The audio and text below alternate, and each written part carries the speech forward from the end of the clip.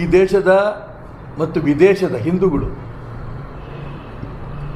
ತ್ರಿವೇಣಿ ಸಂಗಮದಲ್ಲಿ 144 ವರ್ಷದ ನಂತರ ಬಂದಿರೋಂಥ ಕುಂಭಮೇಳಕ್ಕೆ ನಾವೆಲ್ಲ ಹೋಗಿ ನಮ್ಮ ಜನ್ಮವನ್ನು ಸಾರ್ಥಕ ಮಾಡ್ಕೋಬೇಕು, ಅಲ್ಲಿ ಸ್ನಾನ ಮಾಡಿ ಅಂತ ಈಗಾಗಲೇ 40 ಕೋಟಿ ಜನಕ್ಕೂ ಹೆಚ್ಚಿಗೆ ಬರ್ತಾ ಇದ್ದಾರೆ ಅನ್ನೋಂಥ ಸುದ್ದಿ ಇದೆ. ಅಂದರೆ ಈ ದೇಶದ ಪಾಪ್ಯುಲೇಷನ್ನಲ್ಲಿ 1/3ಗಿಂತ ಜಾಸ್ತಿ. ಖರ್ಗೆ ಅವರು ಏನು ಹೇಳ್ತಾರೆ, ಕುಂಭಮೇಳಕ್ಕೆ ಹೋಗಿ ನೀವು ಸ್ನಾನ ಮಾಡಿದ್ರೆ ಬಡವರು ಹೊಟ್ಟೆ ತುಂಬತ್ತಾ? ಯಾಕೆ ಹಿಂದೂಗಳನ್ನು ನೋಯಿಸ್ತೀರಿ ಮನೆ ಖರ್ಗೆ ಅವರೇ? ನೀವು ಹಿರಿಯ ರಾಜಕಾರಣಿ, ಮುತ್ಸದ್ದ ರಾಜಕಾರಣಿ, ನಿಮ್ಮಂಥವ್ರಿಗೆ ನಾನು ಟೀಕೆ ಮಾಡಬೇಕು ಅಂತ ನನಗೆ ಅನಿಸಲ್ಲ. ಆದರೆ ಬೇರೆಯವ್ರ ಬಾಯಿ ಮುಚ್ಕೊಂಡು ಇರ್ರಿ ನೀವು ಅಂತ ಕಾಂಗ್ರೆಸ್ನವ್ರು ಹೇಳ್ತೀರಲ್ಲ, ದಯವಿಟ್ಟು ನೀವು ಬಾಯಿ ಮುಚ್ಕೊಂಡಿರ್ರಿ. ಹಿಂದೂ ಸಮಾಜವನ್ನು ಕೆಣಕಬೇಡಿ. ಇಲ್ಲಿ ಬರೀ BJPಯವರು ಹೋಗ್ತಿಲ್ಲ ಕುಂಭಮೇಳಕ್ಕೆ. DK ಶಿವಕುಮಾರ್ ಹೇಳಿದ್ರು, ಹಿಂದೂ ಕ್ಯಾಪ್ ಹಾಕ್ಕೊಂಡು ನಾನು ಕುಂಭಮೇಳಕ್ಕೆ ನಮ್ಮ ಸಂಸಾರ ಸಮೇತ ನಾನು ಹೋಗ್ತೀನಿ. ಸಭಾಧ್ಯಕ್ಷರು ST ಖಾದಿಯವರು ಹೋಗಿ ಬಂದಿದ್ದಾರೆ, UT ಖಾದರ್ ಅವರು. ಹಂಗಾರೆ ಅವರೆಲ್ಲ ಬಡವರು ಹೊಟ್ಟೆ ಮೇಲೆ ಹೊಡೆಯೋದಕ್ಕೋಸ್ಕರ ಹೋಗಿದ್ದಾರಾ? ನಿಮ್ಮ ಅವರ ವಿಚಾರ ವ್ಯತ್ಯಾಸ ಇದ್ದರೆ ಹಂಗಾರೆ DK ಶಿವಕುಮಾರ್ನ ಖಾದರ್ ಅವ್ರನ್ನ ಪಕ್ಷದಿಂದ ಕಿತ್ತಾಕಿ. ಇನ್ಯಾರು ಕುಂಭಮೇಳಕ್ಕೆ ಕಾಂಗ್ರೆಸ್ ಹೋಗಿದ್ದಾರೆ ಅವರೆಲ್ಲರೂ ಕಿತ್ತಾಕಿ. ಯಾರೂ ಕಾಂಗ್ರೆಸ್ನವರು ಕುಂಭಮೇಳಕ್ಕೆ ಹೋಗಬೇಡಿ, ಬಡವರು ಹೊಟ್ಟೆ ಮೇಲೆ ಹೊಡಿಬೇಡಿ, ಸೂಚನೆ ಕೊಡಿ.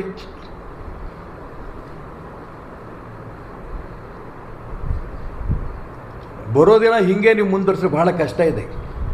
ಯಾಕೆಂದರೆ ಹಿಂದೂ ಸಮಾಜವನ್ನು ಬಹಳ ಕೆಟ್ಟದಾಗಿ ನಡೆಸ್ಕೋತಾ ಇದ್ದೀರಿ. 3 ಕಡೆ ಹಸು ಕೆಚ್ಚಲು ಕಡ್ದಾಗ ಒಬ್ಬ ಕಾಂಗ್ರೆಸ್ಸಿಗರು ಮಾತಾಡಲಿಲ್ಲ. ಹಸು ಬಾಲ ಕಟ್ ಮಾಡಿದಾಗ ಒಬ್ಬ ಕಾಂಗ್ರೆಸ್ಸಿಗರು ಮಾತಾಡಲಿಲ್ಲ. ಗರ್ಭದ ಹಸು ಮಾಂಸವನ್ನು ಮಾರಾಟ ಮಾಡ್ತಾರೆ, ಯಾರೂ ಮಾತಾಡಲಿಲ್ಲ. ಅದು ಹಿಂದೂ ಸಮಾಜ ಸುಮ್ಮನೆ ಕೂತ್ಕೊಳ್ಳಲ್ಲ. ಈ ರೀತಿ ಹಸುಗಳನ್ನು ಕೆಚ್ಚಲು ಕಡಿಯೋದು, ಗರ್ಭದ ಹಸು ಕಟ್ ಮಾಡೋದು, ಬಾಲ ಕಟ್ ಮಾಡೋದು ನಡೆದ್ರೆ ಹಿಂದೂ ಸಮಾಜದ ಯುವಕರನ್ನೇ ಯಾರು ಇದನ್ನು ಕಟ್ ಮಾಡ್ತಾರೋ ಅವ್ರು ಕೈಕಾಲು ಕಟ್ ಮಾಡ್ತಾರೆ ಅಂಥ ದಿನ ಖಂಡಿತ ಬರುತ್ತೆ. ಈ ಎಚ್ಚರಿಕೆ ನಾನು ಕೊಡೋಕ್ಕೆ ಇಷ್ಟಪಡ್ತೇನೆ. ನಮ್ಮ ತಾಳ್ಮೆಯನ್ನು ದುರುಪಯೋಗ ಮಾಡ್ಕೋಬೇಡಿ, ದೌರ್ಬಲ್ಯ ಅಂತಲೂ ಭಾವಿಸ್ಬೇಡಿ. ಹಿಂದೂ ಸಮಾಜ ಜಾಗೃತಿ ಆಗೇ ಆಗುತ್ತೆ. ಈ ಬ್ರಿಗೇಡಿನ ಕೆಲಸನೂ ಕೂಡ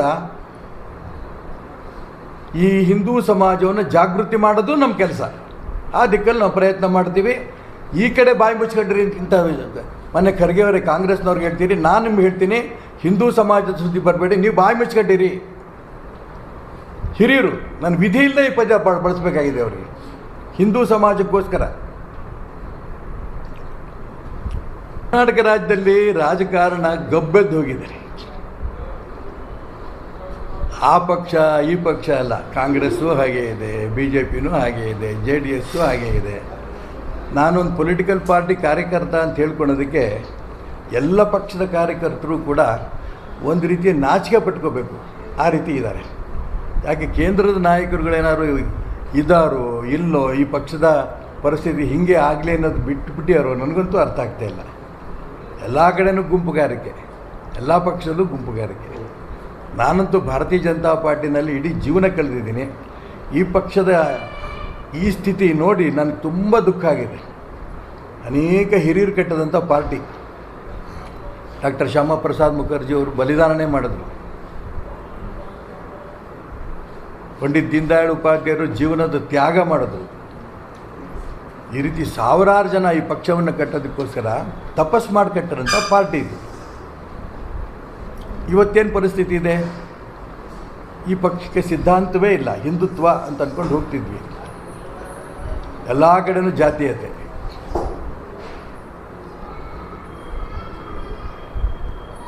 ಎಲ್ಲ ಒಟ್ಟಿಗೆ ಕೂತ್ಕೊಂಡು ಸಾಮೂಹಿಕ ನೇತೃತ್ವದಲ್ಲಿ ಈ ಪಕ್ಷವನ್ನು ನಡೆಸ್ತಿದ್ವಿ. ಸಾಮೂಹಿಕ ನೇತೃತ್ವ ಅನ್ನೋಂಥ ಪ್ರಶ್ನೆ ಇಲ್ಲೇ ಇಲ್ಲ. ಈಗ ಒಂದು ಕುಟುಂಬದ ಕೈಯಲ್ಲಿ ಈ ಪಕ್ಷ ಸಿಕ್ಕಿದೆ. ಹೊಂದಾಣಿಕೆ ರಾಜಕಾರಣ. ಕಾಂಗ್ರೆಸ್ ಜೊತೆ ಹೊಂದಾಣಿಕೆ, ಬಿ ಜೆ ಪಿ ಕಾಂಗ್ರೆಸ್ ಹೊಂದಾಣಿಕೆ ಅನ್ನೋದನ್ನು ಡಿ ಕೆ ಶಿವಕುಮಾರೇ ಸ್ಪಷ್ಟವಾಗಿ ಹೇಳಿದರು. ನಮ್ಮ ಭಿಕ್ಷೆನಲ್ಲಿ ನೀ ಚುನಾವಣೆ ಗೆದ್ದಿದ್ಯಾ ಅಂತ ರಾಜ್ಯ ಅಧ್ಯಕ್ಷ ವಿಜೇಂದ್ರಿಗೆ ನೇರವಾಗಿ ಹೇಳ್ತಾರೆ.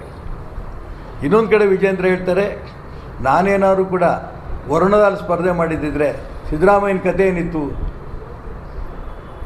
ಇಷ್ಟು ನೇರ ಹೊಂದಾಣಿಕೆ.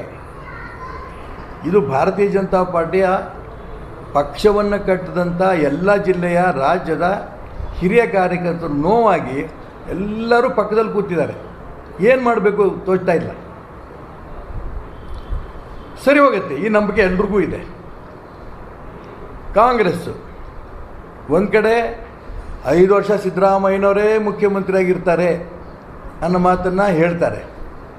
ಮತ್ತೊಂದು ಕಡೆ ಪಾರ್ಟಿಗಳು ಮಾಡ್ತಿದ್ದಾರೆ. ಹಿಂದುಳಿದವರು, ದಲಿತರು ಒಂದು ಸಭೆ. ಮತ್ತೊಂದು ಕಡೆ ನನ್ನನ್ನು ಯಾವುದೇ ಕಾರಣಕ್ಕೂ ಕೂಡ ಮುಖ್ಯಮಂತ್ರಿ ಅಂತ ಹೇಳಬೇಡಿ ಅಂತ ಡಿ ಕೆ ಶಿವಕುಮಾರ್ ಹೇಳ್ತಾರೆ. ಒಕ್ಕಲಿಗರ ಊಟಕ್ಕೆ ಸೇರ್ತಾರೆ. ಎಲ್ಲರೂ ಕೂಡ ನಾನೇ ಮುಖ್ಯಮಂತ್ರಿ ಆಗಕ್ಕೆ ನನಗೇನು ಕಡಿಮೆ ಇದೆ ಅನ್ನೋಂಥ ಮಾತುಗಳು ಎಲ್ಲ ಕಡೆ ಹೇಳ್ತಾ ಇದ್ದಾರೆ. ಮಾನ್ಯ ಮಲ್ಲಿಕಾರ್ಜುನ್ ಖರ್ಗೆ ಅವರು ಎಲ್ಲ ಬಾಯಿ ಮುಚ್ಕೊಂಡಿರಬೇಕು ಅಂತ ಹೇಳ್ತಾರೆ. ಅವ್ರ ಮಾತು ಎಲ್ಲೂ ಬೆಲೆ ಇಲ್ಲ. ಅವ್ರ ಮಾತಿಗೆ ಬೆಲೆ ಇಲ್ಲ ಅನ್ನೋದಕ್ಕಿಂತ ನನಗೆ ತುಂಬ ರಾಜಕಾರಣಕ್ಕಿಂತ ತುಂಬ ನೋವಾಗಿದ್ದು ಅಂದರೆ, ಸ್ವತಃ ಮಲ್ಲಿಕಾರ್ಜುನ್ ಖರ್ಗೆ ಅವರು ಕುಂಭಮೇಳವನ್ನು ಟೀಕೆ ಮಾಡಿದ್ದು. ಯಾವುದೇ ರಾಜಕೀಯ ಮುಖಂಡರಿಗೆ ನೀವು ಬರಬೇಕು ಅಂತೇನೆ ಯಾರಿಗೂ ಕರೆದಿಲ್ಲ. ಯಾರು ಬಂದರೂ ಕೂಡ ಸ್ವಾಗತ. ಯಾವುದೇ ಪಕ್ಷದವ್ರು ಬಂದರೂ ಸ್ವಾಗತ. ಇದು ಪಕ್ಷಾತೀತವಾಗಿ, ಜಾತ್ಯತೀತವಾಗಿ ನಡೀತಾ ಇರೋಂಥ ಒಂದು ದೊಡ್ಡ ಸಂಘಟನೆ. ನಾನು ಹೇಳಿದ್ನಲ್ಲ, 5 ತಿಂಗಳಿಗೆ ನಿರೀಕ್ಷೆ ಮೀರಿ ಇಷ್ಟೊಂದು ಸಂಘಟನೆ ಬೆಳೆದಿರಬೇಕಾದ್ರೆ ಬರೋಂಥ ದಿನ ಇಡೀ ಕರ್ನಾಟಕ ರಾಜ್ಯದ ಹಳ್ಳಿನಲ್ಲೂ ಕೂಡ ಹಿಂದುತ್ವವನ್ನು ಪ್ರಸರಿಸೋ ದಿಕ್ಕಿನಲ್ಲಿ, ರೈತರಿಗೆ ಅನುಕೂಲ ಮಾಡೋ ದಿಕ್ಕಿನಲ್ಲಿ ಎಲ್ಲ ಪ್ರಯತ್ನವನ್ನು ನಡೆಸ್ತೇವೆ. ರಾಜಕೀಯಕ್ಕೂ ಈ ಬ್ರಿಗೇಡ್ಗೂ ರಾಜಕೀಯಕ್ಕೂ ಏನೂ ಸಂಬಂಧ ಇಲ್ಲ.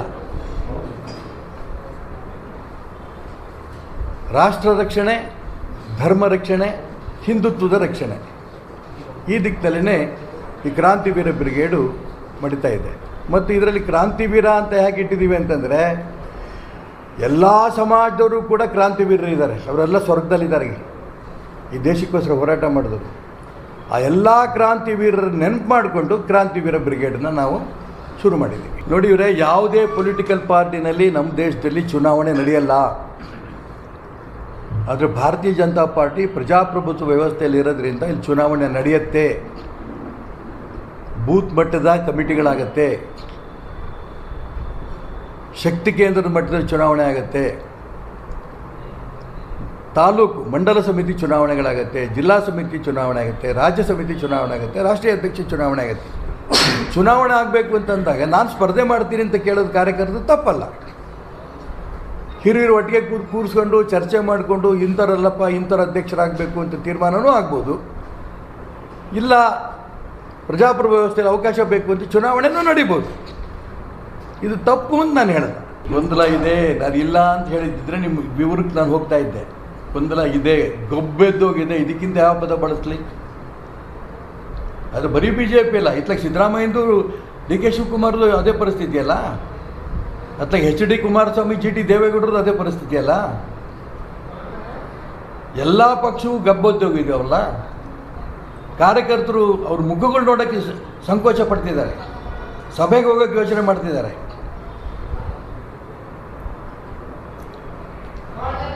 ಹಿರಿಯರು ಕೂತ್ಕೊಂಡು ಇದನ್ನು ಚರ್ಚೆ ಮಾಡಿ ಇದು ಬೇಗ ಬಗೆಹರಿಸಬೇಕು. ಇದು ನನ್ನ ಪ್ರಾರ್ಥನೆ ಎಲ್ಲ ಪಕ್ಷದವ್ರಿಗೂ ಕೂಡ. ವಕ್ಫ್ ಪ್ರಾಪರ್ಟಿ ಬಗ್ಗೆ ಇಡೀ ರಾಜ್ಯದಲ್ಲಿ ಅನ್ಯಾಯ ನಡೀತಾ ಇದೆ. ಗೋಮಾತೆಗೆ ಬಹಳ ಅನ್ಯಾಯ ಆಗ್ತಾ ಇದೆ. 3 ಕಡೆ ಕೆಚ್ಚಲನ್ನು ಕಡ್ದಿದ್ದಾರೆ. ಗರ್ಭದ ಹಸುಗಳ ಫೋಟೋ ತೆಗೆದು ವಾಟ್ಸಪ್ಪಲ್ಲಿ ಹಾಕಿ ಆರ್ಡ್ರ್ ತೊಗೊಂಡು ಆ ಹಸು ಮಾಂಸವನ್ನು ಮಾರಾಟ ಮಾಡ್ತಾಯಿದ್ದಾರೆ. ಅದು ಪೊಲೀಸ್ ಇಲಾಖೆಗೆ ಸಿಕ್ಕಿಬಿದ್ದಿದ್ದಾರೆ.